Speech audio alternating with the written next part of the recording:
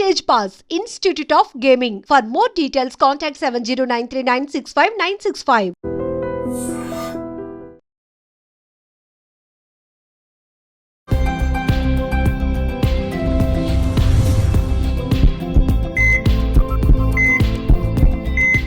అందరికీ నమస్కారం. మన ఆయుర్వేదం ప్రోగ్రామ్కి అందరికీ స్వాగతం. సో ఈరోజు మనం మన స్పెషల్ గెస్ట్ దగ్గరికి వచ్చేసాము. ఆంజనేయ రాజు గారు, ట్రెడిషనల్ హీలర్, ఇంకా హెర్బలిస్ట్.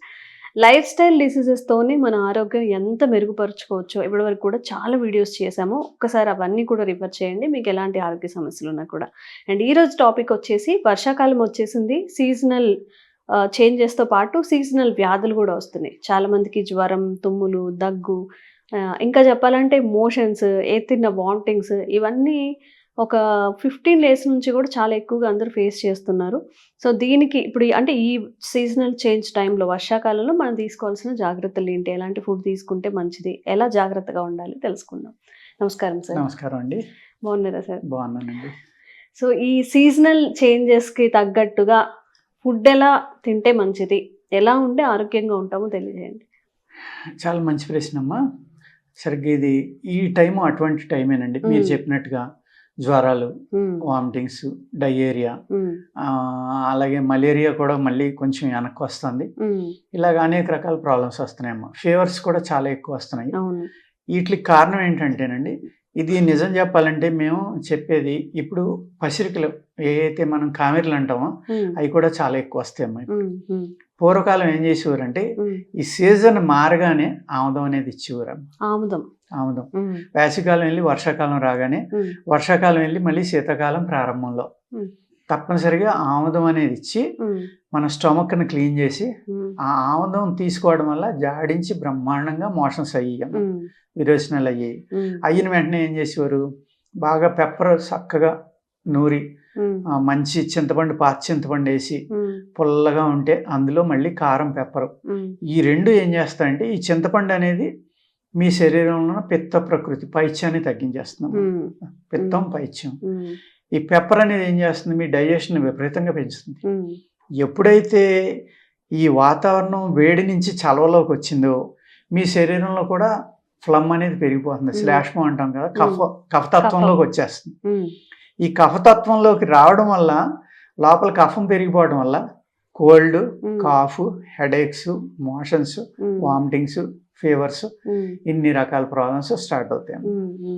ఆ ఏఈ రాకుండా ఉండడం కోసం ఏం చేసేవారంటే మనకు పూర్వకాలంలో ఈ సీజన్ చేంజ్ అవగానే మీ శరీరంలో మళ్ళీ జఠరాగ్ని పుట్టాలి. శరీరం చల్లబడిపోతుందంటే మీ పొట్టలో వాతం చేరిపోవడం వల్ల మీరు తిన్న ఆహారం కూడా అరగటం మానేసి బద్ధకంగా ఉండటం, మనిషికి నిద్ర రావటం, పని చేయాలని లేకపోవడం, ఇవన్నీ ఎందుకంటే కఫం పెరిగిపోవటం వల్ల మీ శరీరంలో కఫతత్వం పెరిగిపోవడం వల్ల బద్ధకం వచ్చేస్తుంది అనమాట. బద్ధకం వచ్చేస్తుంది, ఆకలేదు, బద్ధకం పెరిగిపోయి నిద్ర కూడా ఎక్కువ వస్తుంది. ఎప్పుడైతే మీరు ఈ చారు తాగారో, చక్కగా ఇంత గ్లాస్ చారు ఇచ్చేవారమ్మ, పెప్పర్ అన్ని వేసి, అది తాగేసరికి అంటే ఇప్పుడు మిరియాల రసం లాంటిదా సార్?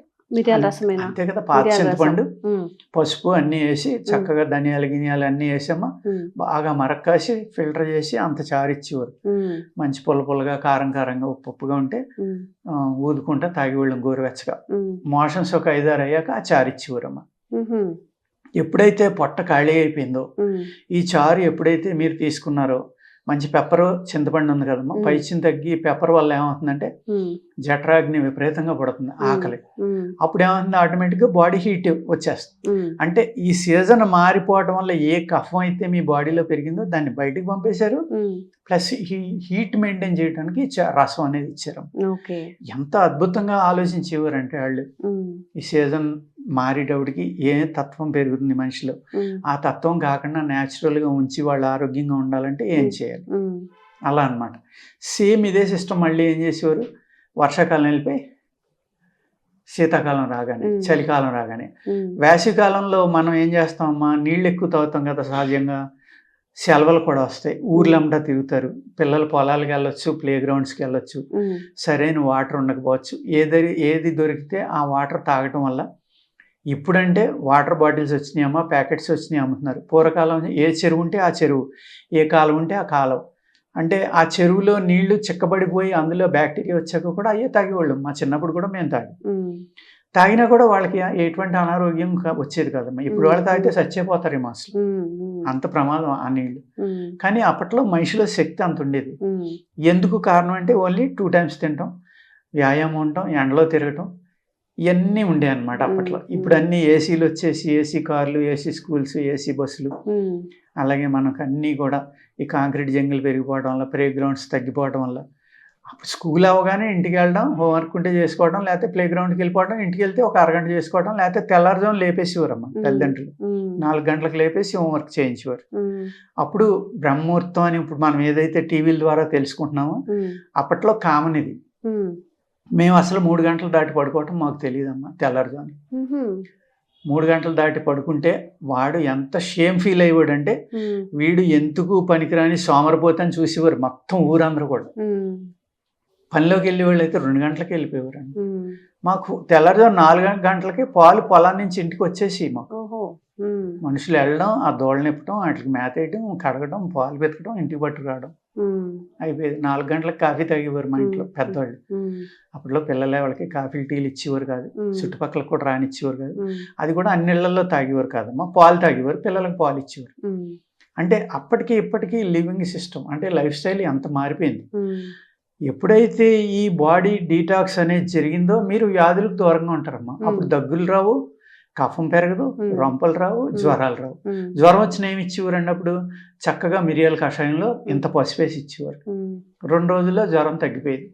లంకనం చేయించేవారు, ఆహారం తినిచ్చేవారు కాదు, ఇస్తే పాలు బ్రెడ్, అది కూడా కొంచెం జ్వరం కంట్రోల్లోకి వస్తేనే, లేకపోతే లంకనం పరమౌషధం అని మన పూర్వీకులు అందుకనే అన్నారు. ఇప్పుడు కూడా ఏంటంటే అదేదో డైట్లు అంటున్నారు కదా, కీటో డైట్, ఇంకోటి ఏదో అంటున్నారు కదా, low calorie diet, no carb diet, అదే గ్యాప్ ఇచ్చి తింటారు కదమ్మా, 16 గంటలు 15 గంటలు ఇంటర్మీడియట్ ఫాస్టింగ్ అంటున్నారు కదా. ఇదే ఫాస్టింగ్ మనకు పూర్వం ఉండేది.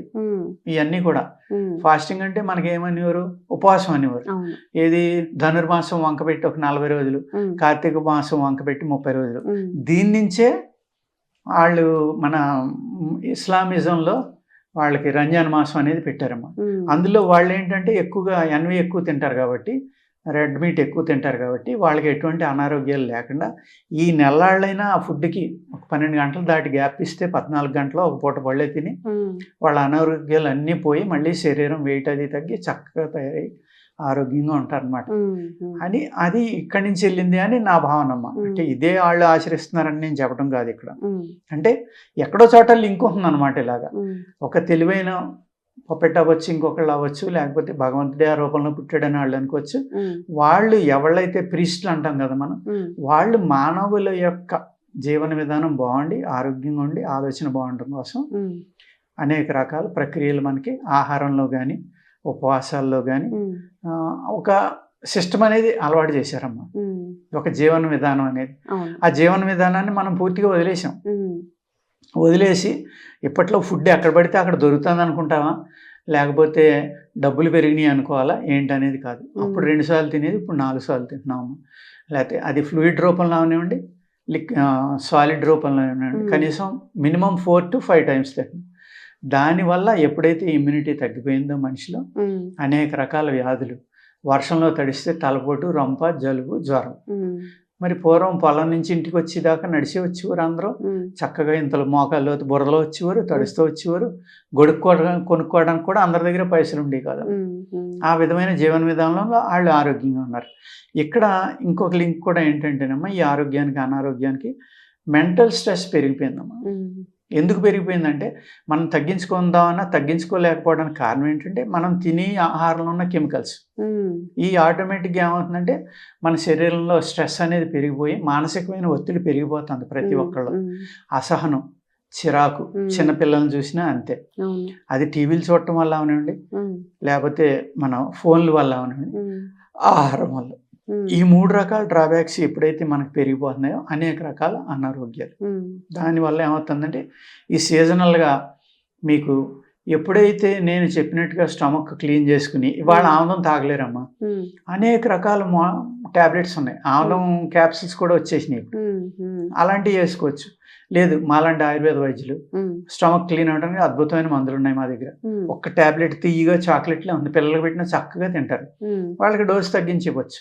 ఆ తిన్న గంటలో స్టార్ట్ అయ్యమ్మా బ్లాస్టింగే ఒక 3 నుంచి 5 అవుతాయి అంతే. మీరు అదే అప్పుడే 1 kg తగ్గిపోతారు.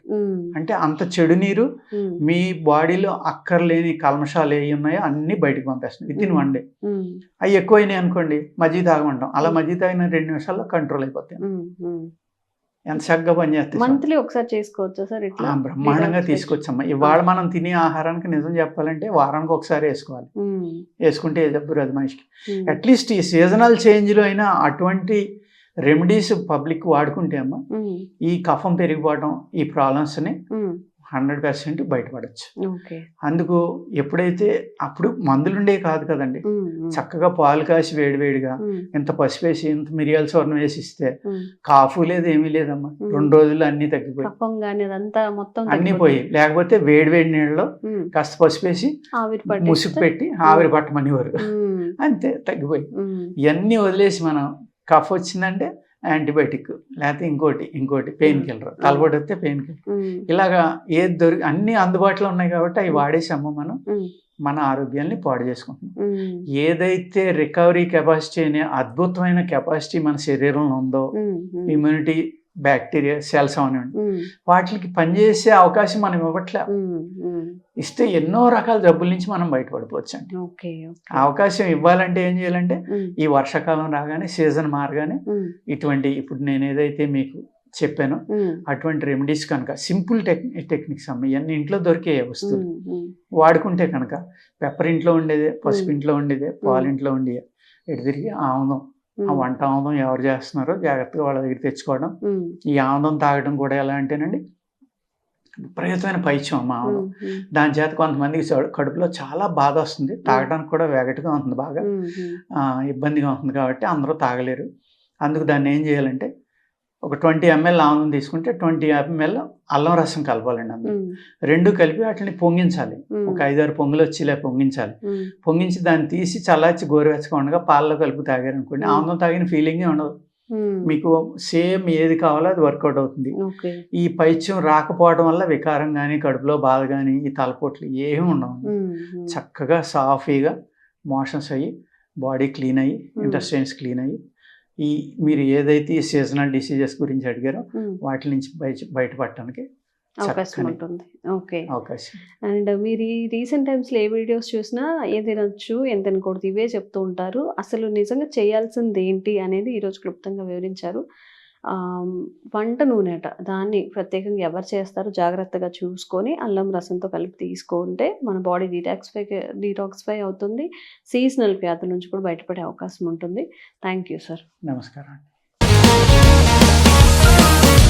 Sir, one life lesson what medicine has taught you. Whatever you can do without expecting.